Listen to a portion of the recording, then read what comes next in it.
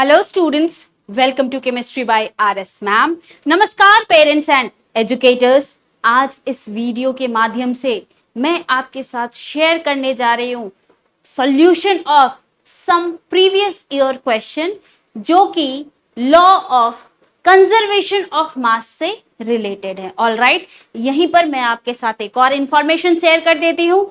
बच्चों, अगर आपका कोई भी डाउट आ रहा हो, कोई क्वेश्चन हो जो आपका ज्यादा टाइम ले रहा हो, तो इस ईमेल एड्रेस पर आप सेंड कर सकते हैं उस पर्टिकुलर क्वेश्चन को। उनका क्लियर पिक ले लेना, ट्राई करना ओरिजिनल सोर्स से लेने का, प्रॉपरली उस बुक का क्वेश्चन हो, ठीक है, क्लियर पिक्चर हो। ऑल राइट, व्हाट्सएप नंबर पर भी आप सेंड कर सकते हो, ठीक है, अपना नाम जरूर लिखना। ऑल राइट, आंसर सॉल्यूशन आपके डाउट का विद इन 24 आवर्स आपके पास होगा।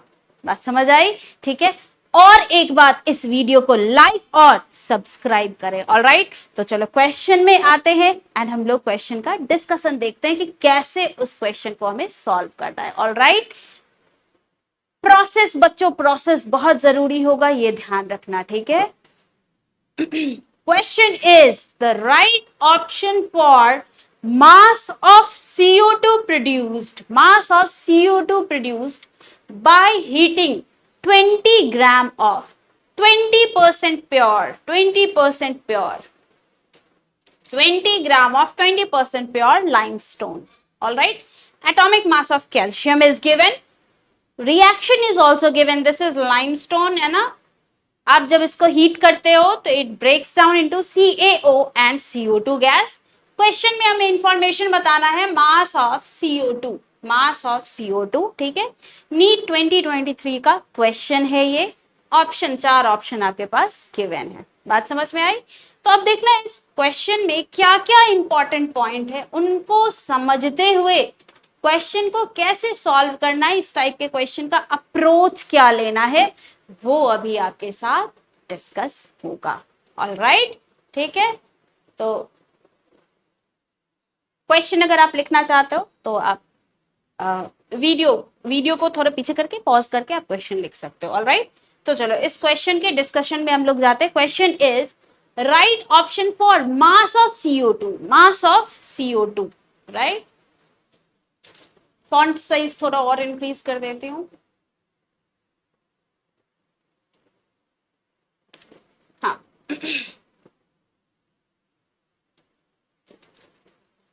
मास ऑफ CO2 प्रोड्यूस्ड ये बताना है, इंफॉर्मेशन इस CO2 के बारे में बताना है।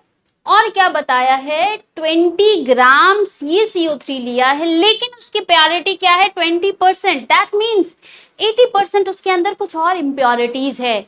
तो देखो, यही चीज अभी प्रीवियस वीडियो में डिस्कस किया था कि जब भी law of conservation of mass use करो तो ध्यान रखना, मास ऑफ रिएक्टेंट जो आप इक्वेट कर रहे हो मास ऑफ प्रोडक्ट से, रिएक्टेंट आप वही लोगे जो कि एक्चुअली रिएक्ट कर रहा होगा। बात समझ में आई? मास ऑफ रिएक्टेंट एक्चुअली जो कंप्लीटली रिएक्ट कर रहा है टू प्रोड्यूस द प्रोडक्ट, ठीक है।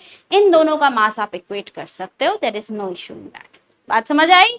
ठीक है। तो 20 ग्राम तो हमने लाइमस्टोन ले रखा है, लेकिन उसमें प्योरिटी बस 20% है। इसका मतलब CaCO3 उस पर्टिकुलर सब्सटेंस में केवल 20% ऑफ 20 ग्राम है। तो सबसे पहले मास ऑफ CaCO3 निकालो जो कि एक्चुअली रिएक्ट कर रहा होगा। तो एक्चुअली रिएक्ट कौन कर रहा होगा, प्योर CaCO3 ही रिएक्ट कर रहा होगा। बात समझ में आई?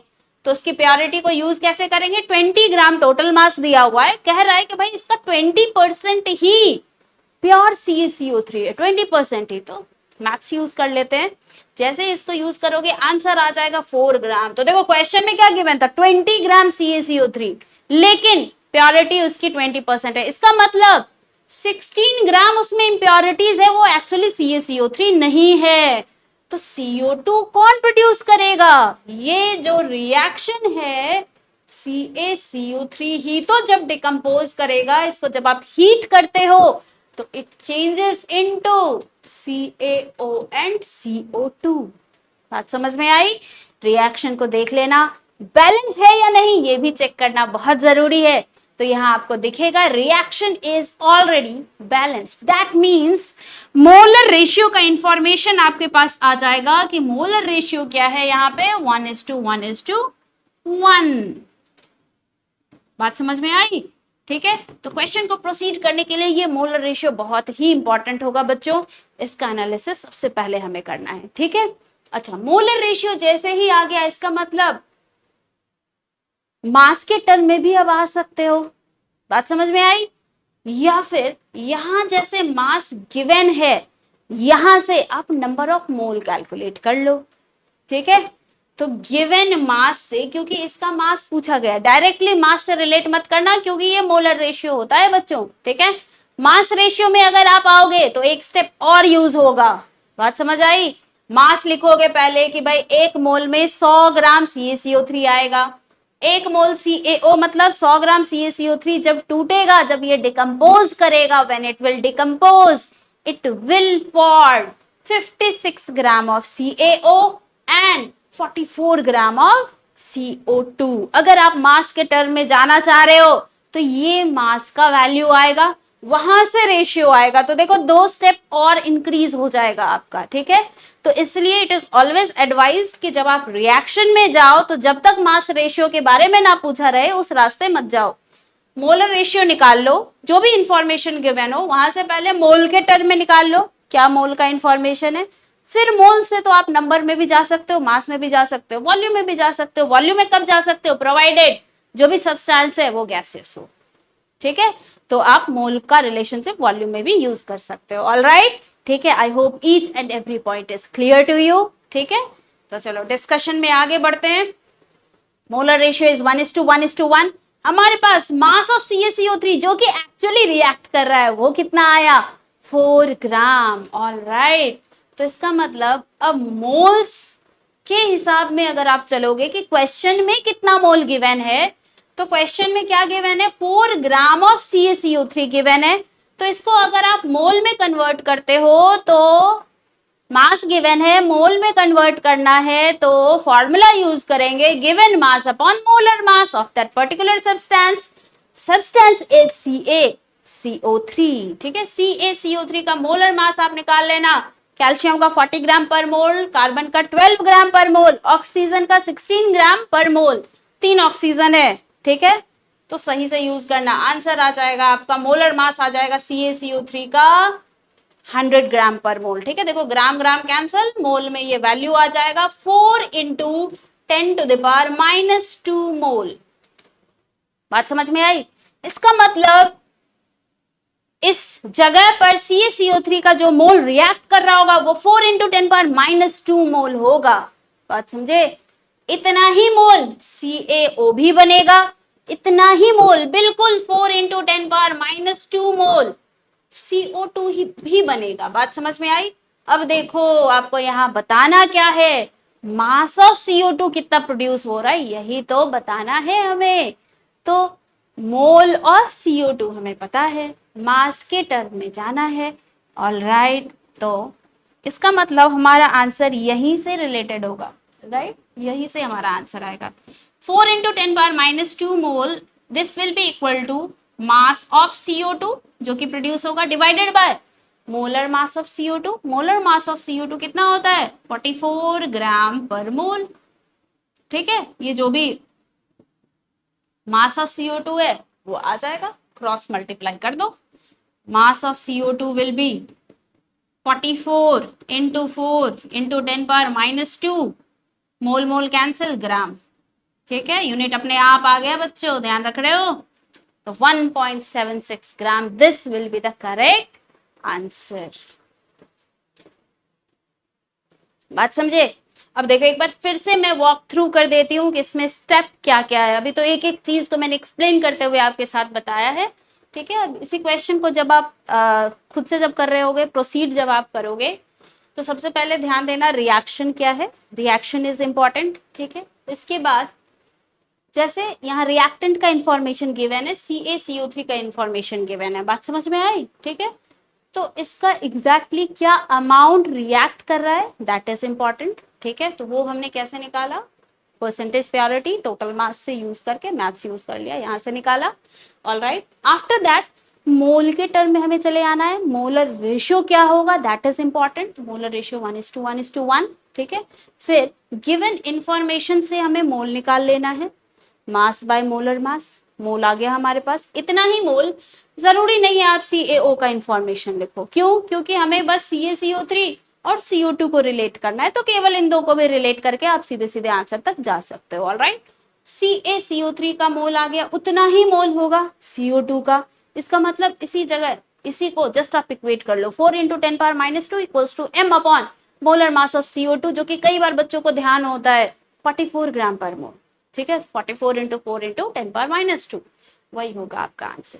ठीक है, स्पीड के लिए मत घबराना बच्चे, जैसे जैसे आपको टॉपिक समझ में आता जाएगा, जैसे जैसे आप प्रैक्टिस करोगे, एक्यूरेसी पर पहले काम करना बच्चे, पहले एक्यूरेट आंसर तक पहुंचो, उसके बाद स्पीड आपका धीरे धीरे अपने आप इंक्रीज हो जाएगा। ऑलराइट, ठीक है। अब इसी टॉपिक पर बेस्ड एक और क्वेश्चन को हम लोग देखते हैं, जो कि law of conservation of mass से रिलेटेड है। क्वेश्चन अगर आप लिखना चाहते हो बच्चों तो अभी लिख लेना। Alright, the number of moles of hydrogen molecule required to produce 20 moles of ammonia through Haber's process is। 4 option given है आपके पास, नीट 2019 का क्वेश्चन है ये। ठीक है, हेबर्स प्रोसेस होता है N2 + 3H2 से जब आप अमोनिया 2 मोल्स ऑफ अमोनिया का फॉर्मेशन करते हो, ये रिएक्शन है हेबर्स प्रोसेस। अब इस क्वेश्चन में देखो क्या है कि इन्होंने वर्ड्स यूज किया है, कहीं भी रिएक्शन, रिएक्टेंट, प्रोडक्ट, इसका कोई इंफॉर्मेशन नहीं दिया है। ठीक है, हेबर्स प्रोसेस बहुत ही कॉमन रिएक्शन है, कुछ ऐसे कॉमन रिएक्शन ऐसे भी ये दे सकता है। ठीक है, जैसे पिछले क्वेश्चन में अभी हमने डिस्कस किया, उसमें सीधा ऐसा भी लिखा हो सकता है, limestone is heated and limestone is decomposed by heating. ठीक है, थर्मल डिकम्पोजिशन ऑफ लाइमस्टोन, ये सब में से कोई भी टर्म यूज किया हो सकता है एंड प्रॉपर वो रिएक्शन ना दिया हो, ऐसा पॉसिबल है। बात समझ आई? तो यहां से हमें पहले क्या करना है कि भाई रिएक्शन लिखना है, इसके बाद रिएक्शन जब भी लिखोगे मोल का एनालिसिस कर लो, मोलर रेशियो क्या है। इसके बाद आप अपने क्वेश्चन में आ जाना, वहां पर क्या गिवन इंफॉर्मेशन है वहां से मोल के टर्म में आओ, इसके बाद आंसर करो। ऑलराइट, तो this will be the process. ठीक है, तो यहाँ के क्वेश्चन को सॉल्व करने का प्रोसेस आपको समझ में आ गया होगा। ठीक है, तो चलो अब इस क्वेश्चन को एक्चुअली देखते हैं सॉल्व कैसे करेंगे। ठीक है, रिएक्शन सबसे पहले लिख लेते हैं। Number of moles of hydrogen molecule required H2। अच्छा, एक ध्यान रखना, ये जो रिएक्शन होता है ना, कंडीशन इसमें यूज करना होता है, क्योंकि ये रिएक्शन इक्विलिब्रियम में रहता है, बोथ साइड से ये प्रोसीड कर सकता है। ठीक है, तो इस पर्टिकुलर रिएक्शन में इस पर्टिकुलर क्वेश्चन में वर्ड्स को पढ़ के ये समझ में आ रहा है कि NH3 का प्रोडक्शन हो रहा है, NH3 को फॉर्म किया जा रहा है। ठीक है, तो H2 + N2 है ना, इससे क्या फॉर्म कर रहे हैं हम लोग, NH3, बैलेंस कर लो, N2 + 3H2 से 2NH3, ये फॉर्म होता है। ठीक है, ऑलराइट। मोलर रेशियो, कौन से रेशियो की बात हो रही है, मोलर। ठीक है, मोलर रेशियो तो साफ साफ दिख रहा है 3:1:2। ये ध्यान रखना बच्चे, यहाँ मैंने N2 बाद में लिखा है, H2 पहले लिखा है, H2 का इंफॉर्मेशन यहाँ गिवन है इसलिए ऐसा लिखा है। ऑलराइट, ठीक है।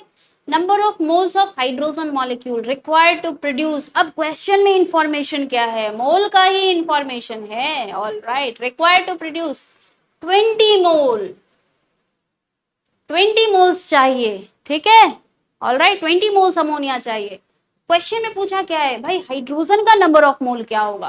तो देखो, अगर आपको 2 मोल NH3 प्रोड्यूस करना है, दैट मींस हाइड्रोजन कंप्लीटली कितना यूज होगा, 3 मोल। नाइट्रोजन कंप्लीटली कितना यूज होगा, 1 मोल। ऑलराइट, तो 20 मोल अगर हमें NH3 चाहिए तो हाइड्रोजन का आपको कितना लेना पड़ेगा, 30 मोल, क्योंकि रेशियो क्या है यहाँ पर, NH3 और हाइड्रोजन के रेशियो को देखोगे तो रेशियो इज 2:3। तो 20 मोल के लिए हाइड्रोजन का कितना रिक्वायर्ड होगा, 30 mole. This is the answer. तो देखो, यहाँ तो आपको कुछ सॉल्व करना ही नहीं पड़ा। बात समझ में आई? ऑलराइट, ठीक है। इसी तरह के और भी इंपॉर्टेंट स्टेप्स एंड क्वेश्चन के साथ मैं नेक्स्ट वीडियो में आपको मिलूंगी। Thank you so much.